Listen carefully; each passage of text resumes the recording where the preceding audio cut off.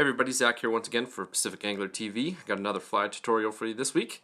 Hope everybody's staying safe and at home and not getting sick or anything like that with everything that's going on. We've had a lot of you guys calling into the shop and doing some phone orders and email orders and stuff like that, and we really appreciate it. It's been a tough week, and hope everybody's doing okay out there. This week I got another Chironomid pattern for you. This one's more of a technique than anything else. It's going to be the blended thread technique, which is pretty cool. I've seen some step-by-step photo tutorials. I haven't seen anybody do a video on this yet, so definitely helps out when you're getting things explained to you a little bit more than just a couple photographs on a website. So I'm going to do my best to show you this technique. It's pretty neat. Definitely adds some more dimension to your Chironomids. It's actually pretty simple too. So this is a very basic blended thread Chironomid. I'm actually going to be using 3 colors of thread here. I've got 3 bobbins all ready to go. I got burnt orange, black, and an olive of some sort. I'm also doing a double rib of extra small ultra wire and copper and silver. It's a pretty cool pattern. They go together fairly quickly, so let's get to it. So this is kind of an olive and black version. Let's pop that out of the vise, and let's pop our hook and bead. I've already put them together. So the hook that I'm using for this guy is a Tiemco 2302 size 16. You can do this in a 14, 12, whatever you want. The bead I'm using is a Tasty Tackle 5/64 in black. They're pretty tiny. And since I'm using black, I'm going to be putting a gill on this fly. So the gill material I like to use is the midge gill from Superfly. This stuff doesn't exist anymore. Superfly is no longer around. Basically, it's just a white yarn that comes in 3 strands. I kind of separate the strands for this size of fly into a single strand, and I'll cut myself off a chunk, and then I actually split it into 2, so that'll get me 2 flies. So I'm using very little of this material. I'm going to tie this gill in. See, I slid the bead back. I'm going to tie this gill in with the black thread right at the front. Really minimize the amount of thread wraps you do here, else you're not going to be able to slide that bead back over top. So a couple wraps there to get things started. Take my thread almost to the back to the eye. Excuse the fat fingers. A couple wraps there to secure it in place. A couple wraps again right in front, and I go right into a whip finish. So don't spend too much time tying in these gills. They go in pretty quick. And just a little whip finish. Trim away the thread. And I'm going to pull all that material forward. And I'm going to trim off the butt end. Kind of tight there. Slide that bead up. And I'm going to trim my gills at this stage just so that they stay out of the way. So a trick to do there is just put your scissors behind the bead. Fold that extra material back and trim it. And that gives you a pretty darn good length for your gills. So I'm going to start with my underbody color, which is this olive. Hopefully it picks up there. It's a little dark in here. And I'm just going to start behind the bead with a few wraps. Trying to start to build up that taper just ever so slightly. I'm not doing too many wraps there, as you can see. And on my way down, I'm going to tie my rib. And like I mentioned, it is going to be a double rib.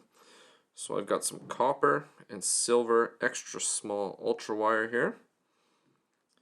And I'm just going to roughly align those.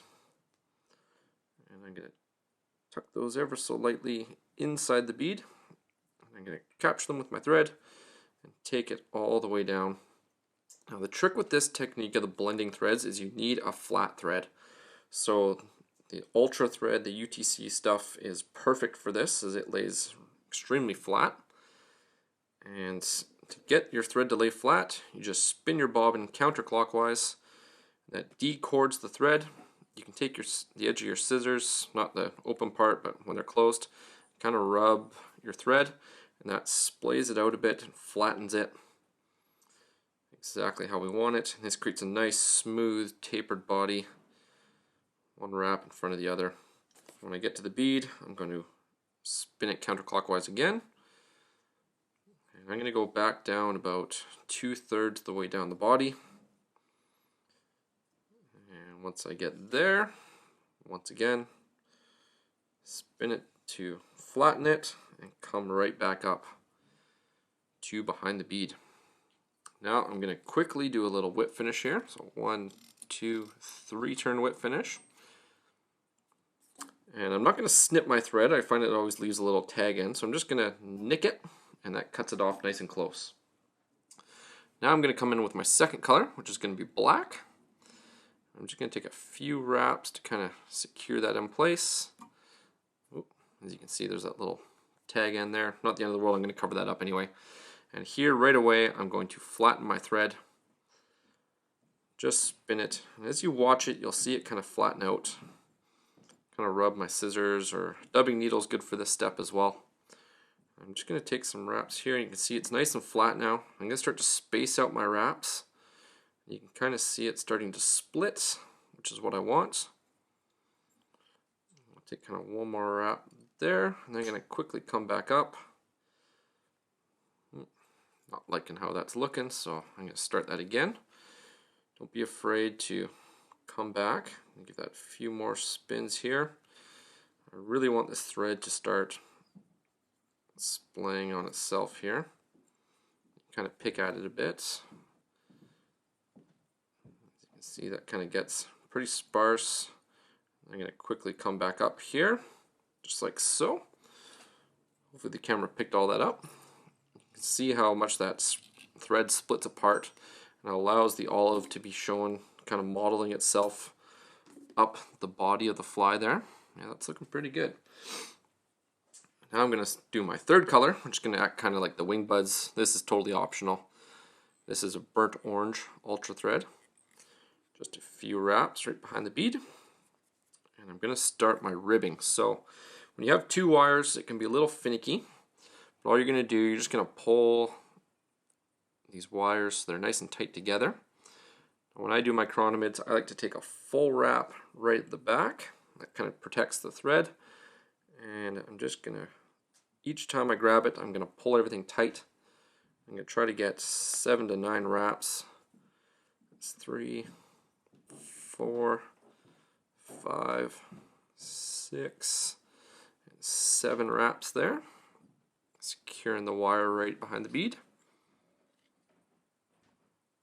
Couple wraps, and I'm just going to helicopter this stuff off. Eventually it breaks, and once again right into a whip finish. There you pretty much have it. That's your blended thread chironomid. There's really not much to it. Finding colors that contrast is definitely key. If you have colors that are too close together, this technique doesn't really work because they kind of just bleed into each other. Another thing I've noticed is usually I like to protect my chironomids with Solarez. I find the Solarez seeps into the thread and actually darkens the color. So again, if the colors are just close enough to not quite match up, they don't have enough contrast, they're going to bleed into each other. So I like to use super glue, or Sally Hansen's has been pretty good as well. So just to protect them, I'm just going to take some of the super glue using the rotary feature of my vise. I'm just going to brush that on, give it a good healthy coating. As this dries, it's going to dry clear, and it's going to protect all those thread wraps in the wire, making them pretty bomb proof, and doesn't bleed the colors from one into the other. So there you have it. This is a pretty cool technique for your chironomids, something I'm going to be doing a lot more this year, and definitely working on my boxes for this. I've got a couple boxes already, but there's always some cool new stuff out there. So this is just the tip of the iceberg with this technique. I've seen guys putting holographic tinsel underneath and then wrapping thread over it, as you saw I did with the black, and it allows it to kind of shine through, but not really. So definitely play around with your threads, and hopefully that helps you guys out with this one. All right, we'll see you next time. Stay safe out there.